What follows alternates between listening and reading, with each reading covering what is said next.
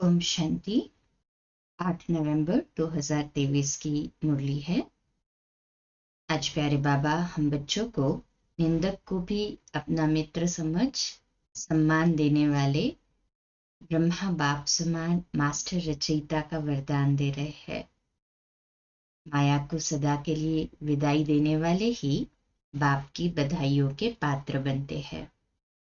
तो सदा इसी नशे व खुशी में रहे कि अब मुझे अपना पुराना शरीर छोड़ प्रिंस बनना है और ईश्वरीय सेवा में अपना समय सफल करना है। श्रीमत पर सदा श्रेष्ठ कर्म करते चले, दूसरों की मत पर का प्रभाव मुझ पर न पड़े, अपितु परमात्मा श्रीमत पर चलते सपूत बनकर परमात्मा की हर एक आज्ञा का पालन करते रहे। यदि कहीं मूंझ जाते हैं तो उसको वेरीफाई करें और उसके पश्चात निर्णय ले।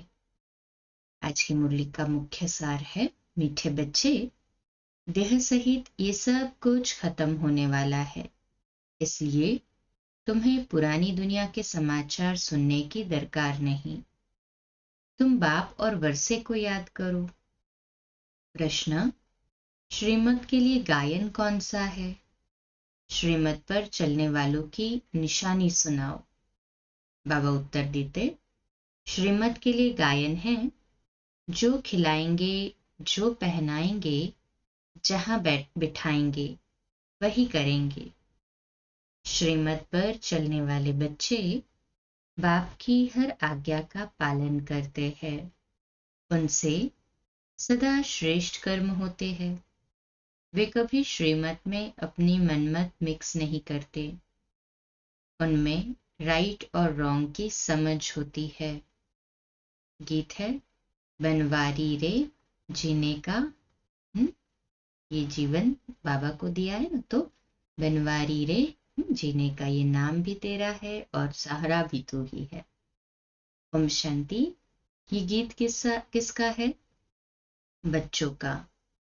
कोई गीत ऐसे भी होते हैं जिसमें बाप बच्चों को समझाते हैं, लेकिन इस गीत में बच्चे कहते हैं कि बाबा अब तो हम समझ गए हैं, दुनिया को पता नहीं है कि कैसे ये झूठी दुनिया है, झूठे बंधन है, यहाँ सब दुखी है।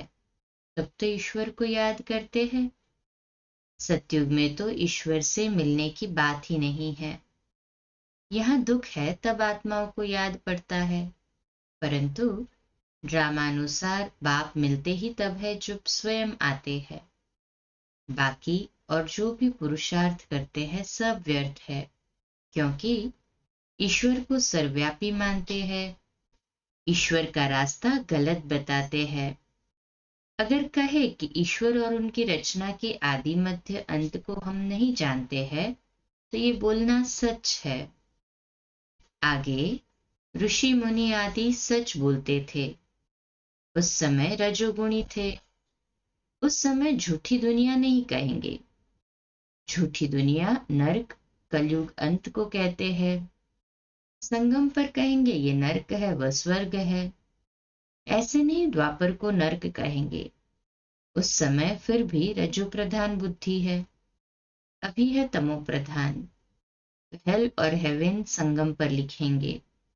आज हेल है, कल हेवन होगा। ये भी बाप आकर समझाते हैं। दुनिया नहीं जानती कि इस समय कलयुग का अंत है। सब अपना अपना हिसाब किताब चुकतो कर अंत में सतो प्रधान बनते हैं। फिर सतो रजो तमो में आना ही है।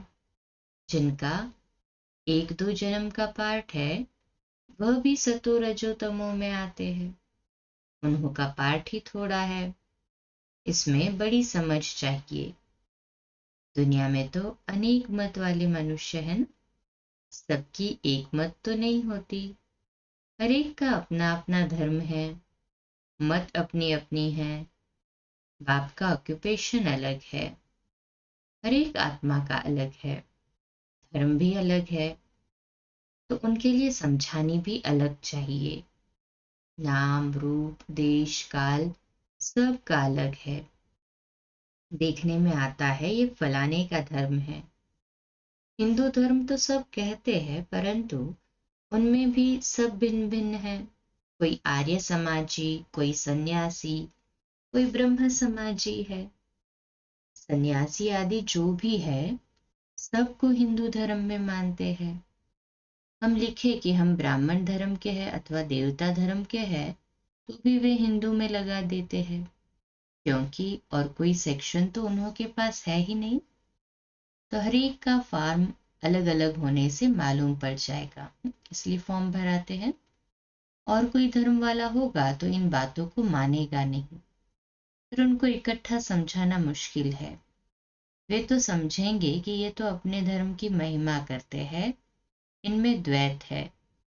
समझाने वाले बच्चे भी नंबरवार है, सब एक समान तो है नहीं, इसलिए महारथियों को बुलाते हैं।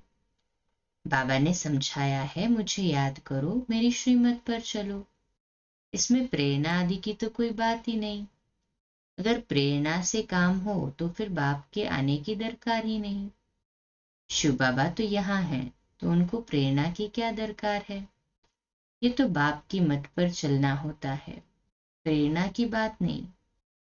कोई कोई संदेशियां संदेश ले आती है, उसमें भी बहुत मिक्स हो जाता है। संदेशी तो सब एक जैसी है नहीं, माया का बहुत इंटरफियर होता है।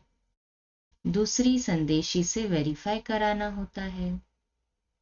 कई तो कह देते हैं हमारे में बाबा आते हैं, मम्मा आती है, फिर अपना अलग सेंटर खोल बैठते हैं, माया की प्रवेशता हो जाती है। ये बड़ी समझने की बात है। बच्चों को बहुत सेंसिबल बनना चाहिए। जो सर्विसेबल बच्चे हैं वही इन बातों को समझ सकते हैं। जो श्रीमत पर नहीं चलते वह इन बातों को नहीं समझेंगे। श्रीमत के लिए गायन है कि आप जो खिलाएंगे, जो पहनाएंगे, जहां बिठाएंगे वह करेंगे। ऐसे कोई तो बाप की मत पर चलते हैं, कोई फिर दूसरों की मत के प्रभाव में आ जाते हैं। कोई वस्तु नहीं मिली, कोई बात पसंद नहीं आई तो झट बिगड़ पड़ते हैं। सब थोड़ी एक जैसे सपूत बच्चे हो सकते हैं। दुनिया में तो ढेर के ढेर मत वाले हैं। अजामिल जैसी पाप आत्माएं, गणिकाएं बहुत है।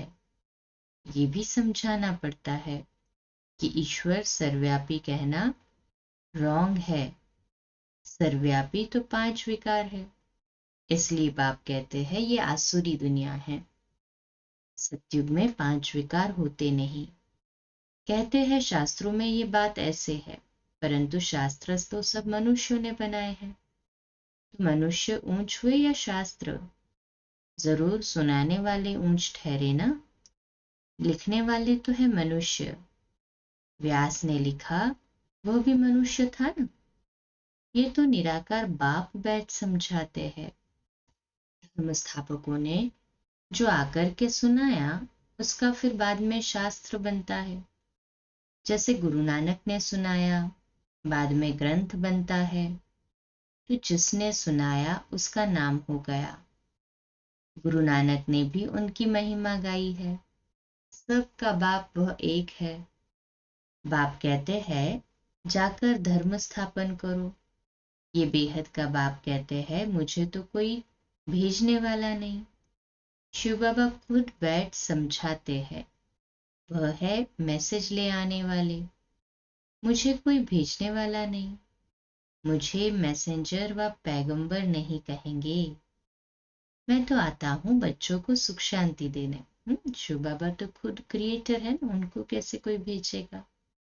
बाबा कहते मुझे कोई ने कहा नहीं है, मैं तो खुद मालिक हूँ। मालिक को भी मानने वाले होते हैं, परंतु उनसे पूछना चाहिए कि तुमने मालिक का अर्थ समझा है। वह मालिक है, हम उनके बच्चे हैं, तो जरूर वर्षा मिलना चाहिए। बच्चे कहते हैं हमारा बाबा, तो बाप के धन के तुम मालिक हो। मेरा बाबा बच्चे ही कहेंगे, मेरा बाबा, तो फिर बाबा का धन भी मेरा। अभी हम क्या कहते हैं, हमारा शिव बाबा। बाप भी कहेंगे ये हमारे बच्चे हैं। बाप से बच्चों को वर्षा मिलता है। बाप के पास प्रॉपर्टी होती है। बेहद का बाप है ही स्वर्ग का रचयिता। भारतवासियों को भी प्रॉपर्टी किससे मिलती है? शिव बाबा से। शिव जयंती भी मनाते हैं। शिव जयंती के बाद फिर होगी श्री कृष्ण जयंती, फिर श्री राम जयंती। बस मम्मा बाबा की जयंती व जगदम्बा की जयंती तो कोई गाते नहीं। शिव जयंती, फिर राधे कृष्ण की जयंती, फिर राम सीता जयंती। जब शिव बाबा आए तब शूद्र राज्य विनाश हुआ। ये राज भी कोई समझते नहीं। बाप बैठ समझाते हैं। वह आते हैं जरूर। आपको क्यों बुलाते हैं? श्री कृष्ण पुरी स्थापन करने। तुम जानते हो शिव जयंती बरोबर होती है। शिव बाबा नॉलेज दे रहे हैं।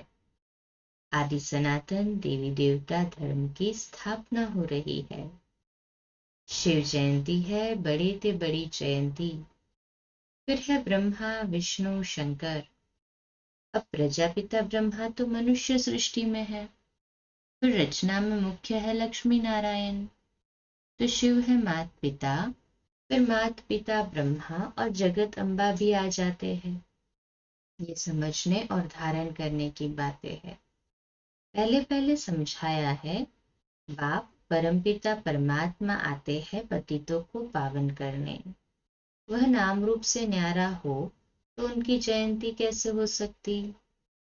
गॉड को फादर कहा जाता है। फादर को तो सब मानते हैं। निराकार है ही आत्मा और परमात्मा।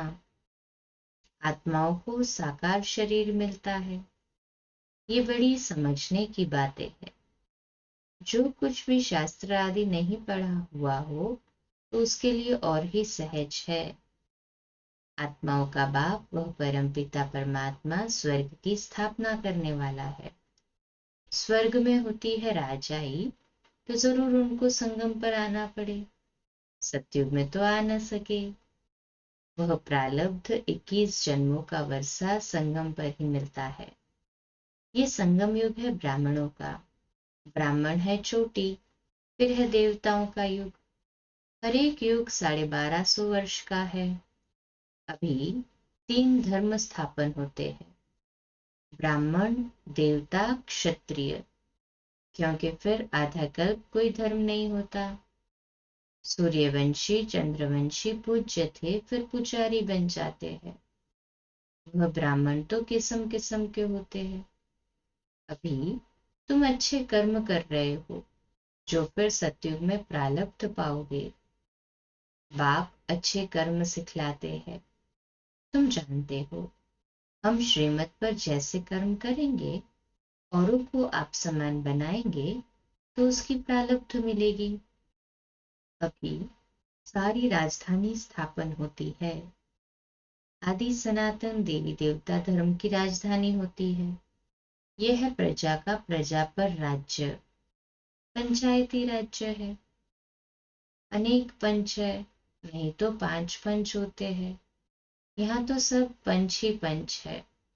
सो भी आज है कल नहीं। आज मिनिस्टर है, कल उनको उतार देते हैं। एग्रीमेंट कर फिर कैंसिल कर देते हैं। यह है अल्पकाल का क्षण भंगुर राज्य। इसको भी उतारने में देरी नहीं करते हैं। इतनी बड़ी दुनिया है। अखबारों से कुछ ना कुछ पता पड़ता है। इतने सब अखबार तो कोई पढ़ नहीं सकता। हमको इस दुनिया के समाचार की दरकार ही नहीं। ये तो जानते हैं देह सहित सब कुछ इस दुनिया का खत्म हो जाने वाला है। बाबा कहते हैं सिर्फ मुझे याद करो तो तुम मेरे पास आ जाएंगे। मरने के बाद सारा साक्षात्कार होगा। शरीर छोड़कर फिर आत्मा भटकती भी है। उस समय भी हिसाब किताब भोग सकते हैं। साक्षात्कार सब होता है। अंधेर ही साक्षात्कार करते हैं, भोगना भोगते हैं। बहुत पछताते हैं कि हमने नाहिक ऐसा किया। पश्चाताप होता है। कोई जेल बर्ड होते हैं, वह कह देते हैं जेल में खाना तो मिलेगा। मतलब खाना खाने से काम है। इज्जत की परवाह नहीं करते। तुमको तो कोई तकलीफ नहीं, बाप है तो बाप की श्रीमत पर चलना है। ऐसे भी नहीं किसको दुख देंगे, वो तो है ही सुखदाता ना। आज्ञाकारी बच्चे तो कहेंगे, बाबा जो आप डायरेक्शन देंगे, तुम ही से बैठो। ये शिव बाबा के लिए गाया हुआ है। भागीरथ अथवा नंदीगण भी मशहूर है। लिखा हुआ है, माताओं के सिर पर कलश रखा तो वह फिर गौ दिखाते हैं। क्या क्या बातें बना दी है।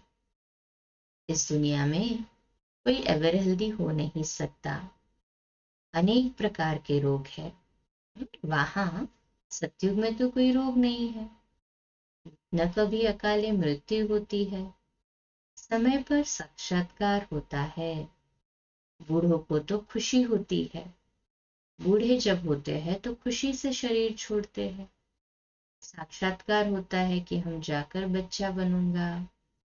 अभी तुम जवानों को भी इतनी खुशी है कि हम शरीर छोड़ जाकर प्रिंस बनेंगे। बच्चे हो व जवान हो, मरना तो सबको है ना। सबको ये नशा रहना चाहिए कि हम जाकर प्रिंस बनेंगे। जरूर जब सर्विस करो तब तो बनो, खुशी होनी चाहिए। अभी हम पुराना शरीर छोड़ बाबा के पास जाएंगे। बाबा फिर हमको स्वर्ग में भेज देंगे। सर्विस करनी चाहिए। बच्चों ने गीत सुना, बंसी वाला श्री कृष्ण तो है नहीं, मुरली तो बहुतों के पास होती है। शिव बाबा सुनाते ना, बहुत अच्छी अच्छी बजाते हैं। इसमें मुरली की बात नहीं, हाँ वो स्थूल वाली मुरली की बात नहीं। तुम तो कहते हो श्रीमत एक बाप ही देते हैं। जब तक कोई बच्चा नहीं बनता तब तक ये बातें समझ भी नहीं सकता। और इसमें फिर श्रीमत पर चलने की भी बात है। अपनी मत पर चलने से थोड़ी ऊंच पद पा सकेंगे। बाप को जो जानते हैं वह बाप का परिचय औरों को भी देंगे। बाप और रचना का परिचय देना है। इसको बाप का परिचय नहीं देते तो गोया खुद जानते नहीं। अपने को नशा चढ़ा हुआ है तो औरों को भी चढ़ाना है।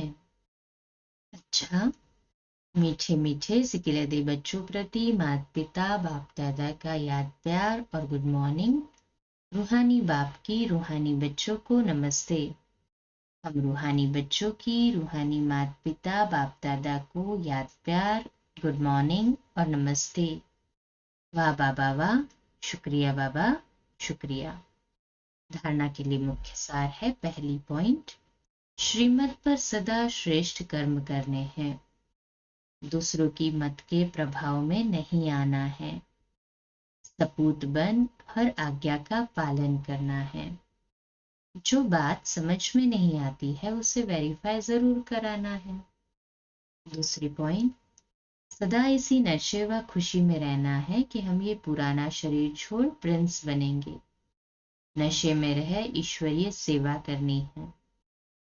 आज का मीठा वरदान है, निंदक को भी अपना मित्र समझ, सम्मान देने वाले ब्रह्मा बाप समान मास्टर रचयिता भव। तो आज का स्वमान, मैं मास्टर रचयिता हूँ।